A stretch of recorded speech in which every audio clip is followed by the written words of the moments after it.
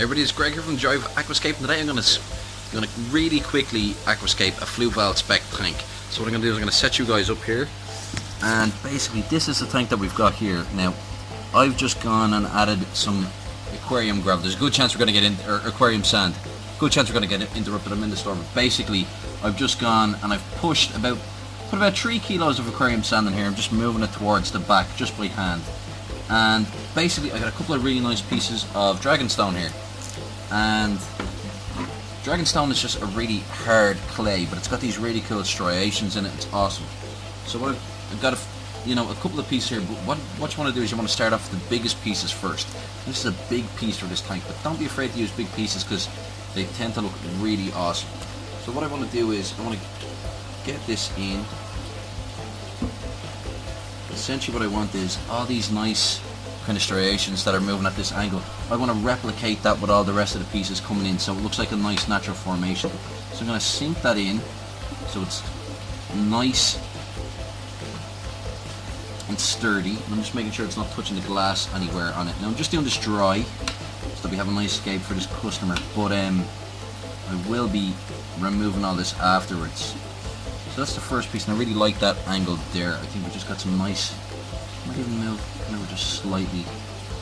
We've got some nice angles moving this way.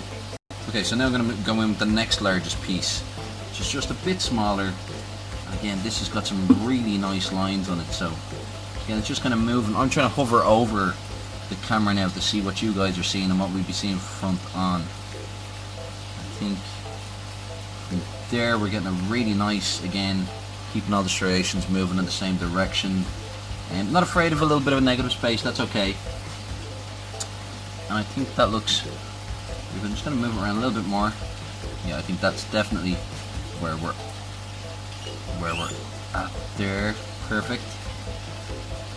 Good. Yeah, cool. So then the next largest piece, it's just a bit smaller. And now I'm starting to think about where this is going to finish. Making sure, yeah, that's much better. And I actually want this to look like an extension of this. And again, that's why if you're going to do that, it's really important to make sure that all of the angles are moving in the same direction.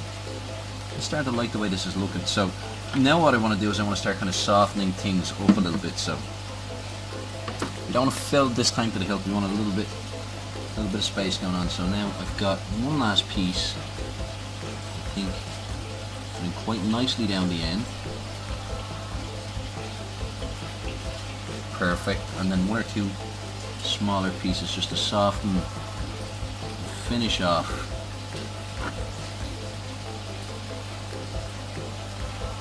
The very end.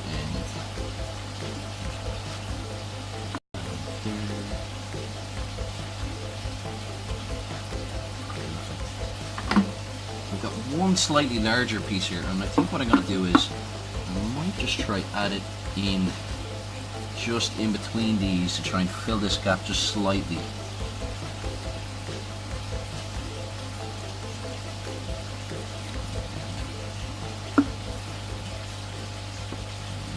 Got her at her best angle just yet. That's much nicer yet. I'm just going to insert that just in a little tiny bit.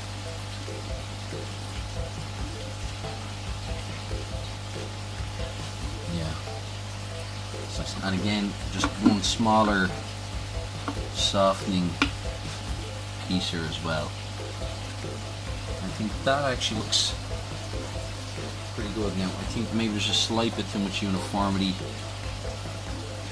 in terms of front to back, so I'm just going to slightly stagger them.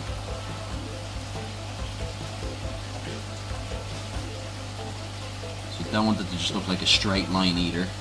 That's not going to look really natural. And I think what I might do is I might swap these 2 pieces around. See how that looks. Again, a quick swap. Not super keen, we can always move it back.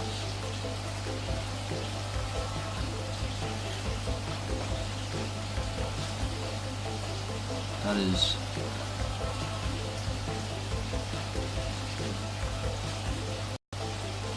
I think I actually prefer to do it right.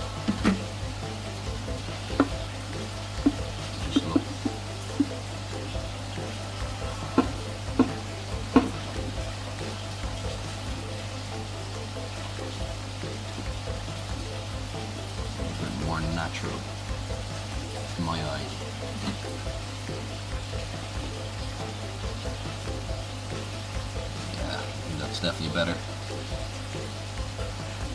So now what I want to do is I'm just going to move around, and I don't want all this sand at the front. I want to start filling in some of these holes. So again, you can use brushes, you can use whatever you want. I tend to just use my hand for the best part. Use my fingers. They're always attached to me, so I've always got them to hand. Ridiculous prawns. Okay, so that's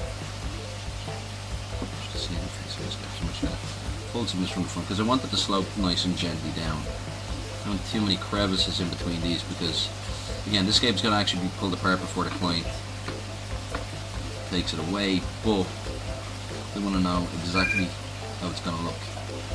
Pause that, grab the phone. Right, so I haven't actually done anything since, just took the phone. Here we go. So, yeah, I actually think that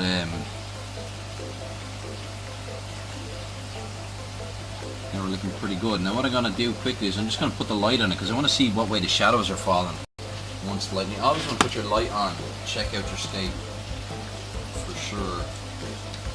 These Fluval are a nice long light. The thing about the long lights is that you're going to have kind of very kind of top heavy, even spread light rather than directional light. Personally, I like having bright and dark elements within all my scapes. I think it's natural for the fish. I think it's natural for the animals that you're going to be putting into it. But I also think that it's just contrast. Like, I'm a photographer, and I'm always chasing contrast. And contrast is drama. Drama is interest. Oh, you were actually not talking to someone. No. Okay. I have a gentleman phone who. Back in business. Right, so what I'm going to do is I'm just going to plug in the light and see how this looks. Okay. So,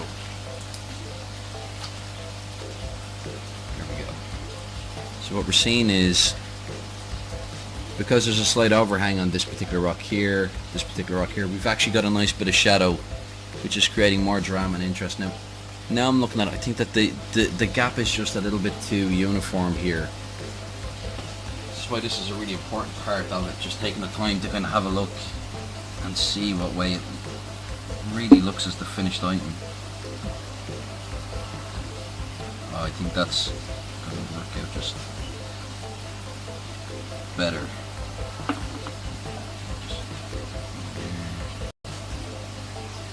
Feel like that rock is coming from somewhere.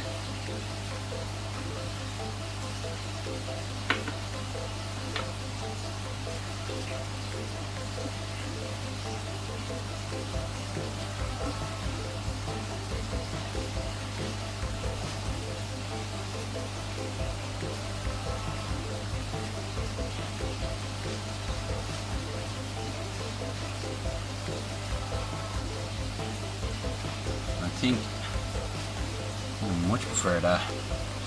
Yeah, definitely an awful lot better. Now if you spray that down we'll get the colours, but I don't actually want to get the stuff wet before it goes into transport. But I think that's looking pretty good, so I think to finish this off land wise we're looking at probably some Anubis Nana Petite. I think would be better again. I planted maybe some moss just kind of wedged in to a couple of spots, maybe some around here, some moss wedged in between some of the points. That'll kind of grow up and just kind of come out a little bit. I think that'll be quite nice. But I think that's it. Quick easy aquascape with a Fluval Spec using just two materials, some Dragonstone and some aquarium sand. Now what we're going to do is we're going to dismantle this and get it ready for transport. And it's going to be housing one Dumbo Betta. Now I reckon I'll probably put in one more plant, something a bit taller on the back here, just in the back corner, so that the Betta has somewhere. Ideally I think I'd like something to grow up here and kind of spread out a little bit with the flow of the output, and maybe something for the Betta to be able to kind of chill out in as well, because he's a Dumbo Betta. He isn't the strongest swimmer in the world, but he's pretty cool.